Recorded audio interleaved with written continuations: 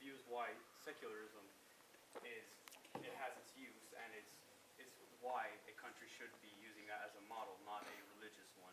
For example, we take, say, Saudi Arabia, women are allowed to drive based on the religious dogmatism that is spread through their laws. And going back to the whole idea of, this perception of truth, the religious perception of truth is embedded in stone. And on top of that, unfortunately, it might sound a bit egotistical, but a lot of those religious truths, quote unquote, are incorrect. I'll give you a good example. Dengue fever, thing that calls dengue hemorrhagic fever. Many tribes in Africa believe it to be caused by evil spirits, hence the word dengue means evil spirits in the language and what have you. We know this is not caused by evil spirits. They may still believe that, they may perceive it as evil spirits, but that is not the case. It is caused by a virus. We know this, and we can fight it using medicines, antivirals, etc. This is based on the idea of truth using Western science. Western science explains things in our reality based on our observations. Now, I'm not saying that there might not be something supernatural about our world. There might be something underlying this thing that we perceive as reality. There might be. I'm not saying that's not the case, but as far as the reality that we live in, there are fundamental truths that are viewed through the eyes of science. And unfortunately, I don't mean to sound egotistical or degrading towards any religious ideas. It's just, it is what it is. I mean, you have angels and demons versus bacteria, viruses, clay, etc. Well, I mean, that's kind of a caricature. I mean, I see your point, but that's kind of a straw man argument. There is a different way of looking at truth in religion other than supernatural, right? I'm not a supernatural person at all. But I mean, some people are. I'm not, right? In fact, I'm quite agnostic when it comes to it. But I could argue just as well that this idea that there are hard facts in science is the same thing that you're arguing against in religions, that there are God-given truths, right? That there are hard facts in science that can't be questioned. What does that mean? It means that I'm just supposed to be compelled to follow them, just like I'm supposed to be compelled to follow the truths of the church or the truths of whatever religion, right? The point that I'm trying to get at is that all of knowledge is produced over time, right? And that it changes. And that for someone to say, I am doing this, A, B, or C, because it is natural, or because it is right, or because it is revealed, is all equally problematic, right? It's about taking responsibility for whatever types of knowledge claims that you come up with, right? And living your life in light of being responsible for the truth that you hold to, rather than saying, oh, well, I'm just right, and these people are all dumb and wrong.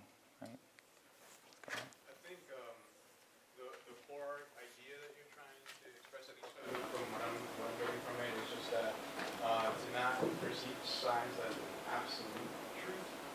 I think it was actually Bruce Lee that said that truth is alive and always changing. I love Bruce Lee.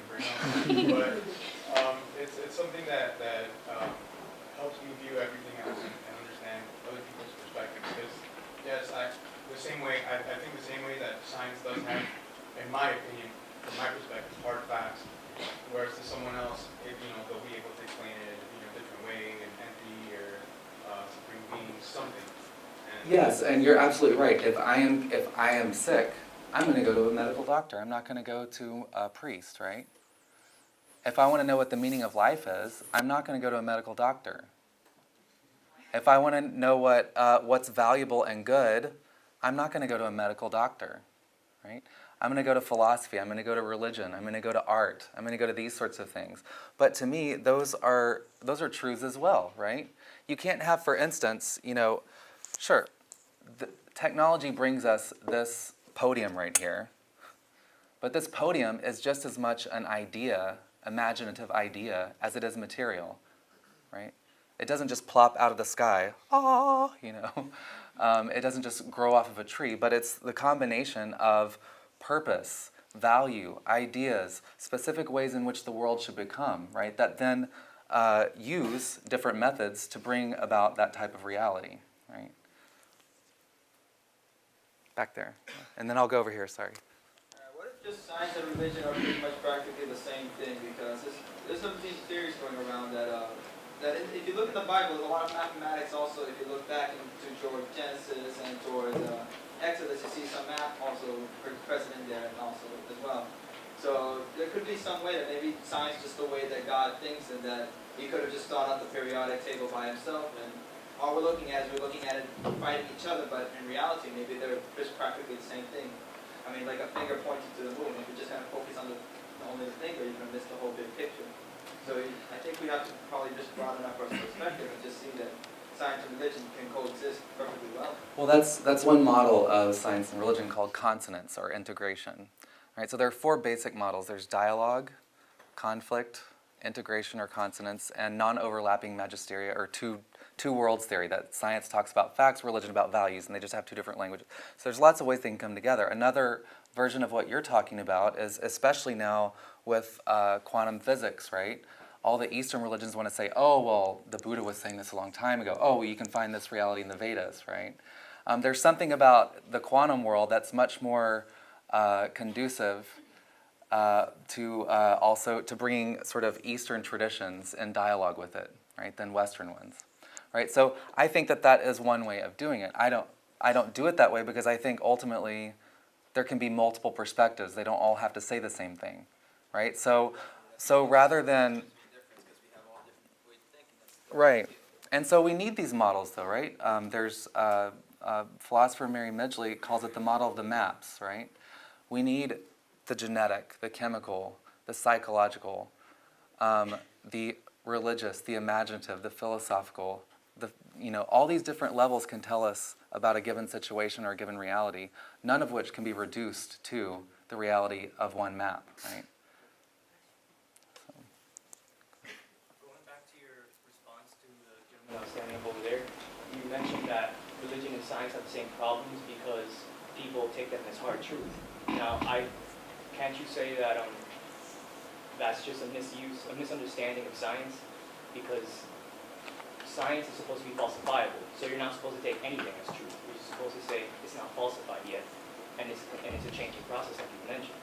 While religion, on the other hand, is not falsifiable to this point, unless everybody has the same, altered experience of the ultimate reality.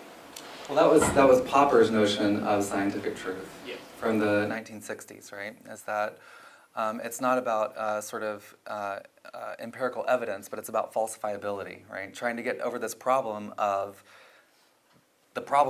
there's no way to prove that empirical evidence is the only form of truth, right? So he's like, okay, well, let's get beyond empirical evidence and talk about falsifiability, right? So yes, that is a method in science, but it's not necessarily not a method in religion. I mean, there's huge strains in religious traditions, whether we're talking about Buddhism, whether we're talking about other Vedic traditions, Christianity, of what's called negative thinking, right? That we can never know what reality is, we can only know what it's not, right? So there's neti and sort of the Buddhists. What am I? Well, I'm not this, and I'm not that, and I'm not this, and I'm not that, and I'm not this, and I'm not that, and I'm not. So there's that method has also been there. And actually, in Derrida's later days, for those of you who are familiar with deconstructive thought, anyone? In Derrida's later days, he started looking at some of the negative thinkers, right, in religious traditions, and seeing sort of a lineage of deconstructionism that went along with that. But that's another lecture. So, but yes, I agree with what you're saying. But I also don't think that religious knowledge is necessarily, not unfalsifiable, right? Not all of it, at least. I think there are yeah. Let me comment on that a little bit from a religious perspective. As a pastor in the Christian tradition, there is a lot of what we call religious knowledge that is observable or verifiable. And we call that testimony. It becomes tradition, and we categorize that in our liturgy. This things that we, from a religious perspective, see God at work in people's lives, that have become verifiable changes that they bear witness to, et cetera, et cetera. And so there is a lot of actually observable knowledge within the religious tradition. The other thing I want to comment on, what I appreciate you said, I appreciate all of what you said, but the specific thing that you mentioned is a way in which this kind of Western reductionist thought has affected religious tradition. You know, a lot of the biblical wackos, to use your phrase earlier, in contemporary, particularly Western culture, that do things like, you know, that is from a very reductionist perspective of reading Scripture. Right. And so what they do is they take this idea of you know, kind of the empirical notions of truth and the literalism there. What they do is they approach the Scriptures in ways, and they look at the Scriptures as if they are particular puzzles that immediately come off the page in their language and their recognition that they can observe. And so since I can observe this and read this myself, then this must mean, and they take very literalist and fundamentalist approaches to Scripture, Right. in which Scriptures were never intended to be read that way. They were meant to be read, you know, through more communal traditions, and were written in such a way that was kind of a self-understanding of the context of the time that were then to be interpreted. And so a lot of the kind of religious fundamentalist wackoism that happens, you know, actually is a result of this kind of relatively recent reductionist way of reading, of understanding truth and reading Scriptures from that perspective. There's a significant portion of religious culture that tries to look at truth and particularly sacred texts in very different ways. Right. Yeah. Thank you. Anyone that hasn't spoken yet, and then I'll go back to. I would like to point out that language, even though it's not my field, but I've noticed this, that language kind of shows us that there's gaps in our thinking if we think purely scientifically anyway. We use a lot of phrases commonly that show that we sense, at least, that there are gaps in knowledge that aren't covered by science. And so a couple examples I just want to give real quick is we use the word unique a lot, and unique is so unique that it's hard to use accurately, you know? And so because there's hardly anything that's truly unique, and certainly in a scientific setting, you couldn't study it in a comparative way or in a scientific way if it's unique, because there would be no way to have any kind of control or anything else. So we have words like that that really don't have a scientific basis. And then we also have things that we say commonly to refer that, yes, in a certain setting something might be true, but it's not true commonly, or anything might happen. And we say things like, in a perfect world, yes, but, or under the right conditions, or all things being even. And so we have all these phrases that we kind of jump through conversations to say, yes, I acknowledge science, but I also have this other thing I want to say, and so this other thing I'm going to jump to it by using this language, and everybody kind of recognizes that that's what this language is doing, is jumping us ahead. And also one other thing I'd like to just mention here is we actually use a lot of other language about where disease, like we brought up the disease thing, which is very interesting, how we label things that happen. You know, we try to think of causes before we're really able to isolate a cause, and then cause is a whole other subject. But a lot of people say things like, when people talk about alcoholism, for example, there's a lot of people who think it's catching, or demon rum, or, you know, why do you stay out of bars if you're trying to overcome alcoholism? You know, there's like things that people commonly say, well, your best bet to overcome it is to maybe join a faith. Now, why is that? You know, because there's some kind of restructuring that's going on that's not purely intellectual. And our language kind of shows us where these gaps are, I think. Well, we could all, yeah. Well, yeah, we could talk about the construction of almost anything. Right? The construction of disease, the construction of madness, the construction of sexuality. All these things are constructed over time by various places. They're not handed down as the way the construction of gender, dimorphism, right? That the world is male and female. That's just not true. It's not true if you look at any point in the history of evolution, right? Of animals or of human life. So I mean, there's all sorts of ways, right? That even science, right? If you look at Linnaeus, right? He was so influenced by a male-female, a heterosexist understanding of the world, that when he was cataloging plants, he'd be like, oh, well, here's the female one, here's the father one, here's their little children, here's their, that's just like, you read this stuff and you're like, wow. I wonder what people are going to be saying in 100 years when they look back at what scientists are writing now, right? So these assumptions that are loading the way that science looks at the world, experiments about the world, is what I'm trying to get at, right? Well, I just had a question. You mentioned that there were these 4 models that kind of explain the relationship between religion and science. Does one of the models address the idea that religion and science, and maybe other things, are 2 approaches to the same essential conundrum, which is mystery? That we're born into mystery.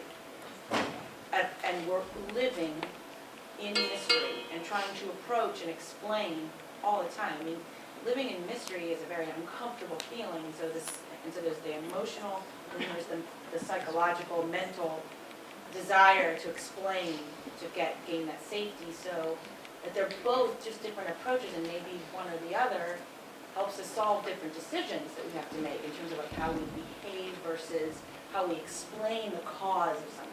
Right. I would argue that, and I'm biased in this way because I like this approach, because I think it admits this type of mystery, or what I like to call a viable agnosticism, right? Even if we want to, sorry for those of you in my class who have heard this before, even if we want to live by the scientific story, by which way science doesn't give us a story, right? Science gives us many different things about the world, but we've constructed them into the story of the Big Bang and evolution and these sorts of things. But even if we want to follow the quote-unquote scientific story of life, we have to admit that, what's before the Big Bang? I don't know. What's going to be the future? It could be freeze or fry, or maybe there's a multiverse, right? I don't know. Even with our technological instruments, we can only see so far into the past, and so far into the future, and so far below, and so far above, and everything sort of shades off into mystery after that. So we truly live in this agnostic space, right? And rather than filling that with certainty on the side of materialism, some sort of reductive materialism, or some sort of robust theism, I think a dialogical approach, and that says, we need both of these methods to sort of help tease things out, and maybe they will never come to an agreement, but they could lead us down very interesting paths, right? To me, that's a much more rich way of analyzing any given situation, rather than trying to reduce it to one solution, right? Or something like that. Yeah.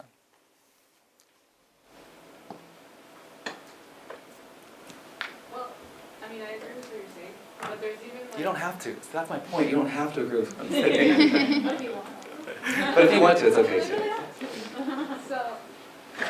But there's even like research to suggest, like, for example, like to believe in God or something is just something innate in us, that we're compelled to look for something like a higher being or whatever. And if that's the way it is, like if faith is just like something biological that everybody is prone to either agree or disagree with, then it can be that truth stems from science. Like, I don't think that, but that's what I Well, there is like research on the G-spot, right? The God spot, not the other G-spot. There's research on the G-spot, right? Neurological research, that if you look at Tibetan Buddhist monks chanting, or people in ecstatic speaking tongues, right? It's the same regions of the brain that are lighting up, right? And so some people would suggest, oh, well then we can reduce these experiences to that. But that doesn't mean necessarily that you can reduce it to that. That could just mean that we're receptive to we've evolved to have these sorts of experiences, right? For whatever reason. It doesn't necessarily lead to reduction, right, of these experiences, which I'm trying to sort of elaborate on what you suggested, right? So, yeah, go ahead. To sort of add to that, these whole ideas of human nature have been proven wrong, I guess, through observing different cultures and what they think. There's no objective way to truly understand every single culture and what goes on in their mind, but even if they do have religious experience, spiritual experiences, not every culture, not every group, not every individual has a, a, a thought of a higher being as God. There's many cultures that have religion without God, that have spirituality without a God or multiple gods or any gods at all or anything that you could consider higher beings at all. All of this is culturally constructed by the way we see the world when we're born and the society we're born into and environment and all these interactions. So it's not necessarily that we have a gene that compels us to view a higher being or think there's a higher being because we need to. There's not really, that doesn't exist because there's different. Right, and that's also the case, right? Even if you want to talk about science and transcendence, right? At the heart of most sciences is mathematics. But show me number one. Where is it? You know, that's what I mean. These numbers and equations structure our world, but where are they? Right? This is not an empirical piece of data, right? Numbers essentially are part of the universe. It's all related numbers. That's right. All right, that's right. Go ahead. I think that religion and science kind of come from the same place. Because as she was saying about the gene or whatever that's within us, it's not necessarily a gene, but think about it. We're placed here on this earth, and on the one side, we're wondering, okay, why is it that I feel this way and that way? Why is it that I feel hurt when someone dies? What happens to them after they die, you know? And that's why we turn to religion. And then on the other hand, no, we're thinking, okay, how can I fly? You know, how can I make myself better? How can I develop something to enable me to get food faster or shelter, you know? And that's where science comes in. So really, both religion and science are really rooted at our curiosity and our nature of thinking and wondering and wanting to better ourselves. Right. No, I mean, every time I get on, I call myself pretty agnostic in this sort of thing, but every time I get on the airplane, I sure believe in the technicians and the aerodynamics and the engineers and have faith that that plane is going to stay up in the air, right? Even though I don't know how it works. Or when I get on a cell phone, right, I believe that I'm actually talking to my mother, even though I have no idea how her voice jumps from Little Rock, Arkansas into my ear, right? Through all these ones and zeros and this sort of thing, you know? You know, unless you, right, we all live in some sort of like faith-based, right, understanding of reality, whether that's the modern scientific world or some other world. Thinking about what you said about the approach between science and religion and the whole dialogue approach, I'm wondering whether that would be something that's even possible given the idea that the two, science and religion, have been evolving throughout the years as two separate discourses. And kind of going back to a comment a lady made earlier, the idea of language is very powerful as well. And within the two separate discourses, I wonder whether there is a point where the two can come together when they each kind of have evolved their own language, their own way of knowing and of understanding the world.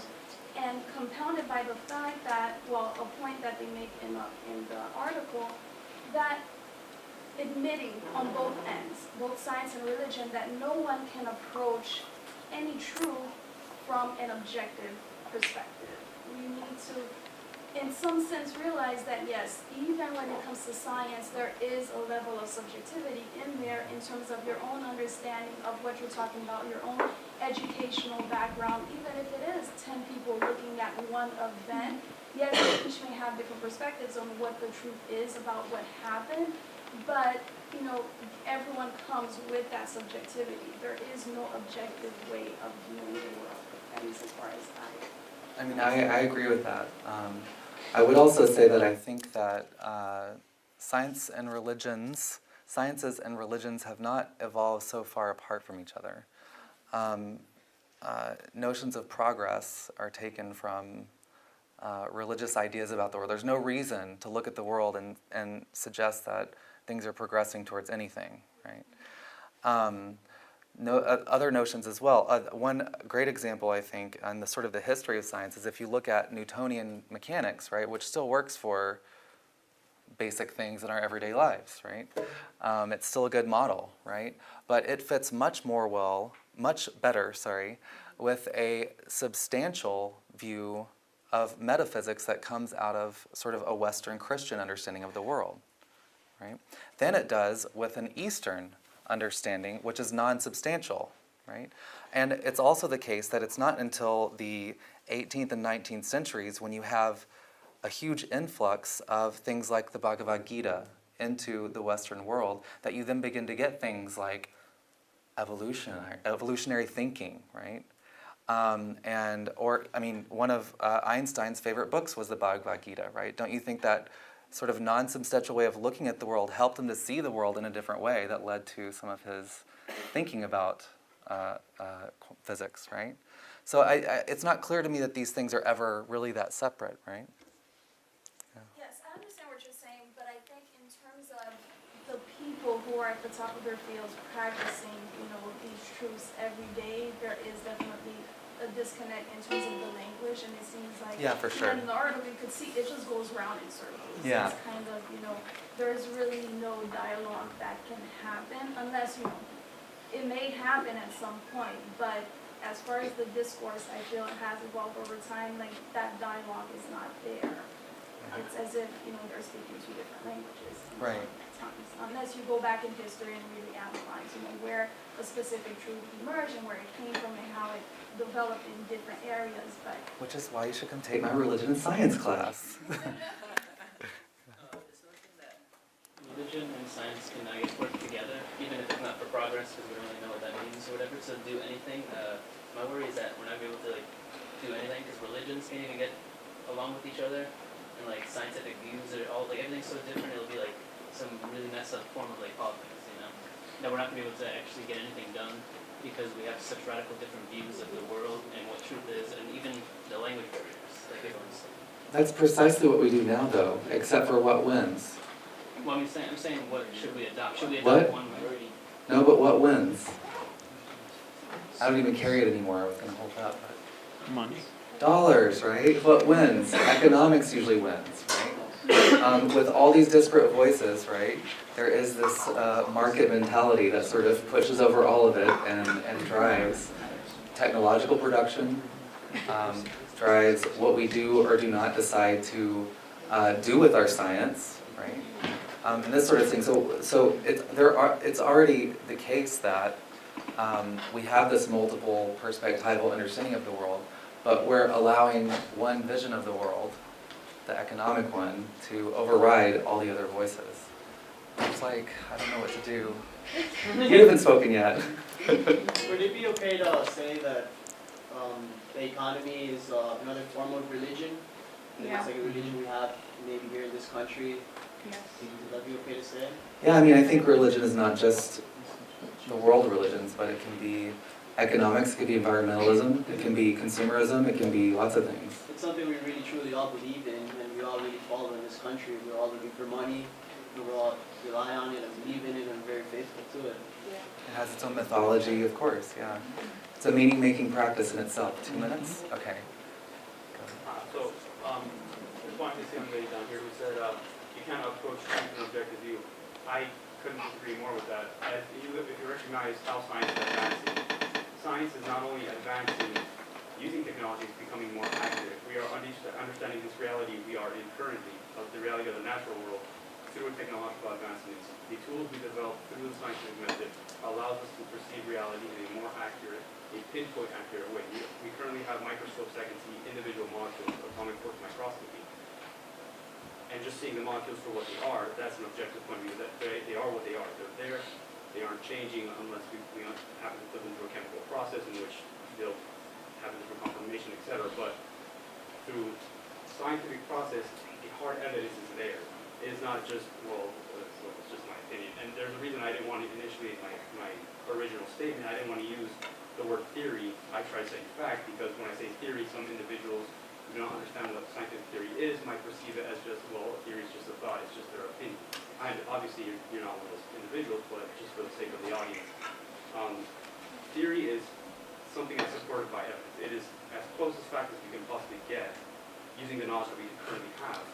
hand, I do believe that as time progresses, at least religion on a large scale, as opposed to an individual scale, is going to become a lot more obsolete. And that's just my